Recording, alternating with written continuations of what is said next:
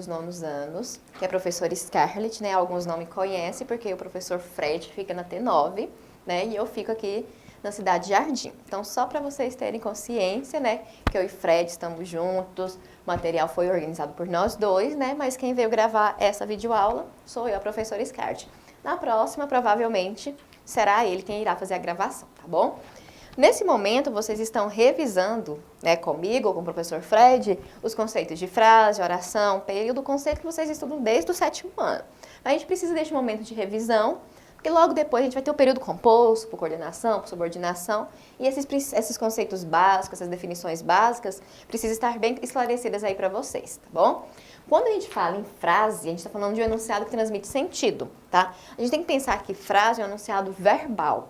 Por que é um enunciado verbal? Enunciado verbal é aquele que é falado ou escrito. Então, neste momento, eu estou usando o enunciado verbal. Eu estou falando, mas eu também escrevi aqui para vocês. Então, a frase, ela está neste enunciado verbal que transmite sentido. Lembre-se que vocês estudaram sentido, e sentido também pode ser qualquer tipo de texto. Então, quando eu estou falando aqui, muitos já me conhecem, sabem que eu mexo muito a mão. Outros estão me conhecendo, vão perceber que eu mexo muito a mão. Isso aqui traz um sentido também. Só que ele é compreendido como um texto, uma linguagem não verbal que transmite sentido. Quando eu falo em frase, me traz essa ideia de texto, né, porque é sentido, mas tem que ser verbal, escrito ou falado. E tem uma marcação bem definida, não é só, transmitir o sentido. A frase, ela precisa ser falada ou escrita e ter um começo e um fim. Quando eu falo começo e fim, na escrita ela vai sempre se iniciar com letra inicial maiúscula, é uma regra. Tanto é que os professores de vocês vão sempre chamar atenção. Por que não começou a frase com letra maiúscula? Porque a frase deve se iniciar com letra inicial maiúscula. E ela vai ter que terminar com um sinal que indica fim. Quais sinais de pontuação que vão indicar fim neste contexto, então? Ponto final, né, como o próprio nome indica, interrogação ou exclamação. A gente vai ver no exemplo aqui também que as reticências podem, em algum momento, dar essa ideia de finalidade. Vírgula não dá ideia de finalidade, tá? A vírgula está separando algumas ideias dentro de uma frase. Os sinais que indicam que acabou ali a frase são ponto final, interrogação ou exclamação. Só para vocês relembrarem, né, a gente vai estudar muito mais as frases escritas, mas a frase também, quando dita, ela tem uma marcação definida. Então, eu estou aqui falando com vocês e eu faço pausas. Essas pausas podem indicar o fim de uma frase, pode indicar uma pergunta, pode indicar alguma expressão, né, de sentimento. Então, vocês conseguem ali perceber quando eu estou terminando uma frase, quando eu estou finalizando uma frase, ou quando eu estou terminando, ou quando eu vou dar continuidade a uma frase. É perceptível. Então, quando eu falo, estão entendendo? Vocês conseguem perceber que eu fiz uma pergunta. Aí eu expliquei que eu fiz uma pergunta, vocês conseguem perceber que eu estava explicando. Então, a frase, ela tem ali uma delimitação. Quando falada, no tom da voz, quando escrita, começa-se com letra inicial maiúscula, termina com algum ponto que indica finalidade. E nós temos a oração. Oração e frase não são a mesma coisa. Quando eu penso em frase, eu penso em algo que tem sentido, que faça sentido. Quando eu penso em oração, eu penso em algo que está organizado ali a partir do verbo. Então, de forma bem simples, uma oração só é uma oração porque tem verbo. Não é porque tem sentido, é porque tem verbo. Claro, pode acontecer de uma oração ter sentido? Sim. É claro que nós não vamos sair falando coisas sem sentidos por aí, né? A gente vai organizar uma oração dentro de uma frase. Mas quando eu penso em oração, eu vou pensar ali, olha, nós tem que ter verbo. Aí sim, nós temos então uma oração, que pode vir a ter sentido ou não, que já a gente vê alguns exemplos. E quando eu falo em frase, a gente tem a frase nominal, que é aquela que não tem a presença de verbo, né? Bom dia, boa tarde, olá, tudo bem, né? São frases, né, que eu acabei de usar, são frases que não apresentam verbo. Então, são frases nominais. Na língua portuguesa, por mais que está havendo crescimento de frases nominais, ainda assim é muito mais frequente, né, o número bem maior de frases verbais. A gente usa muito mais frases com verbos. Quando eu tenho essa frase com verbo, eu chamo de frase verbal. Essa frase verbal, então, a gente vai dar um nome de período, tá? Então, só para ficar mais fácil de vocês entenderem, então, período é a mesma coisa que frase verbal. Portanto, um período, ele precisa ter sentido, e ele precisa ter um começo e um fim. Começar com letra maiúscula, terminar com sinal que indica finalidade. e precisa ter verbo. Então, período é uma frase que obrigatoriamente apresenta verbo. É isso. E eu posso ter o período simples e o período composto. Período simples é aquele que vai apresentar uma oração. Como que eu sei que apresenta uma oração? A quantidade de oração vai ser a quantidade de verbo. Se eu tiver um verbo, eu tenho uma oração. Se eu tiver 2 ou mais verbos, eu tenho 2 ou mais orações. Lembrando que, além do verbo, a gente tem a locução verbal. Locução verbal é porque tem o verbo auxiliar mais o verbo principal. Então, quando eu falo que há uma locução verbal, por exemplo, vai andar. Então, eu tenho 2 verbos. E esse vai andar, eu tenho um verbo principal, que é andar. Então, esse verbo principal que traz essa ideia principal. Essa locução verbal, ela vai equivaler a um verbo, portanto, a uma oração. Bom? E o que vai ser o período composto? O período composto é aquele que vai apresentar 2 ou mais orações, 2 ou mais verbos, 2 ou mais locuções verbais, tá bom? Aí pode acontecer de ter um verbo e uma locução verbal, 2 verbos, 2 orações, tá? Nós vamos ler agora uma tirinha aí do Chico Bento, tá? E nessa tirinha aparecem as seguintes frases.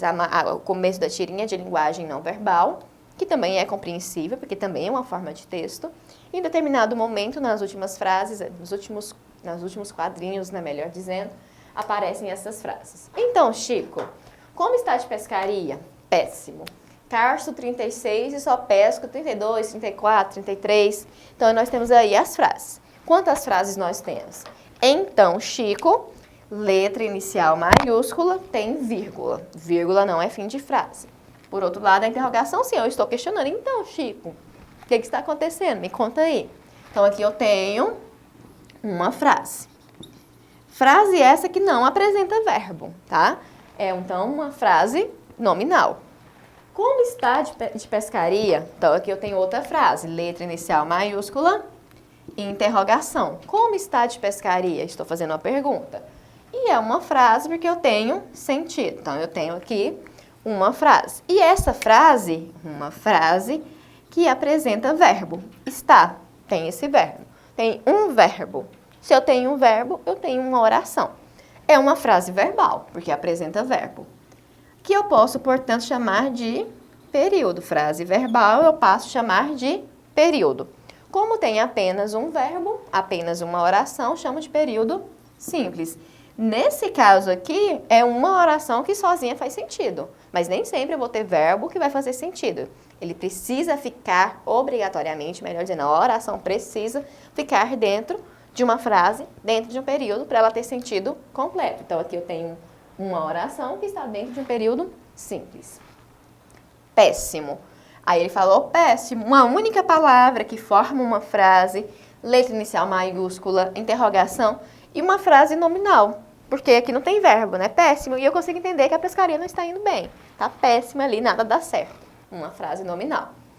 Carço, 36 e só pesco, 32, 34 e 33. Agora a gente vai perceber, né, que há uma crítica ali sobre isso. Calço, então, nosso verbo, né, de calçar. E pesco, de pescar. Tenho 2 verbos aqui. Então, eu tenho uma frase verbal, que eu vou chamar de período, né? Então, uma frase verbal igual a um período. Como eu tenho aqui 2 verbos, portanto, eu tenho 2 orações. Então, vai ser um período composto, tá? Só para vocês entenderem essa relação que tem uma dependência das orações. Calço, 36. Então, aqui é uma oração. Só pesco, 32, 34. Outra oração. E essas 2 orações estão juntas dentro de um período. Nesse caso, essas são orações que eu consigo entender. Se eu falo calço 36, todos conseguem entender. Se eu falo só pesco 32, 34, 33, vocês também conseguem entender. A gente vai estudar que esse tipo de orações que estão no mesmo período, que estão numa mesma frase verbal, mas que eu consigo entendê-las, mesmo que separadamente, vão ser chamadas de orações coordenadas, tá? Então, são orações que eu consigo compreendê-las. Então, só para revisar rapidinho. Frase precisa ter sentido, começo e fim. Oração precisa ter a presença do verbo. Período tem que ser simples ou composto. Simples se eu tenho uma oração, ou seja, um verbo ou uma locução verbal. Composto, 2 ou mais orações, 2 ou mais verbos, certinho? Vamos pegar então a lista de vocês. Lá na última questão da lista eu escrevi fractal revisa. E vamos revisar aqui, responder as questões de forma bem rápida, porque a gente já comentou sobre isso. Então, vocês têm ali a situação do Chico Bento, ele tá com a pesca, com a varinha de pescar, melhor dizendo, né? A gente vê que ele pesca uma bota. E na segunda ele também tá pescando uma bota, na terceira uma bota, e a gente fica questionando, né? Uma pessoa pescando botas não tem sentido, não é lógico. Pescar, a gente pesca peixes, né? E vem então essas frases que nós já havíamos dito, né? O colega chega e fala assim, então Chico, como está a pescaria? A gente pensa que ele iria falar o quê? Não está bem, não está boa, não está dando certo, não pesco peixes, mas não, ele fala, péssimo. E aí, tudo bem, de fato tá péssimo, né? Não pegou peixes. Mas ele fala, Carlos 36, só pesca 32, 34, 33. O Chico já tem consciência que o rio está poluído. Então ele fica ali pensando, não vou pescar peixe mesmo, então por que não pescar um calçado que dê certo aqui para mim? E a gente percebe então a crítica social, que até o Chico, que é um defensor da natureza, já está cansado de saber que ali o rio não está sendo bem cuidado, que em vez de ter peixes ali, nós temos a poluição. E essa poluição, no caso dessa tirinha, aparece em forma ali de bota, né? E ele, já que ele está ali pescando, ele queria, entre aspas, tá, gente? Porque é um texto irônico, né? Um efeito humorístico, pescar uma bota que servisse a ele. Então, nós temos ali a letra A, que explica o humor da tirinha. Então, o humor, como vocês já sabem, é uma quebra de expectativa. Então, a gente espera que ele vai reclamar por não estar pescando peixes, mas ele reclama por não estar pescando uma bota da sua numeração. Então, aí é uma quebra de expectativa.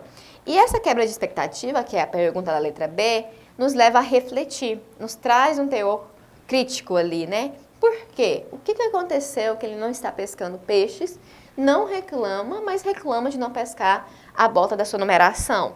A crítica aqui, então, é em relação à poluição.